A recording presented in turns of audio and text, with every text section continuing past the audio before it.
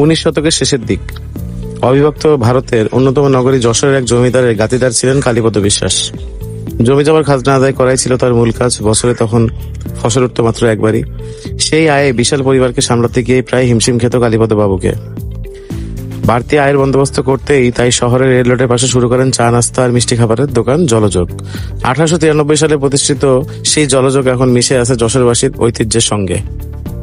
দেশ বিদেশের যে কোনো প্রান্ত থেকে যশোর শহরে এলে কেউ জলযোগের মিষ্টি না চেখে যায় না, বলেছিলেন দোকানটির বর্তমান কর্ণধার সাধন বিশ্বাস, কালীপদ বিশ্বাসের নাতি। কথাটি অবশ্য ফেলে দিতে পারলাম না। বর্তমানে দোকানে যেসব আসবাবপত্র রয়েছে তার বেশিরভাগই 100 বছর পুরনো। তখন টেবিলের উপর পাটাতন ছিল পাথরের, খাবার পরিবেশন করা হতো কাঁসার থালা বাটিতে। সময়ের পরিবর্তনে কাঁচের থালা বাটির প্রচলন শুরু হলেও পাথরে পাটাতন সরিয়ে সম্পূর্ণ কাঠের টেবিল আনা হয় দোকানে, কারণ পাথরে ধাক্কা লেগে সহজেই ভেঙে যেত কাঁচের বাসনপত্র।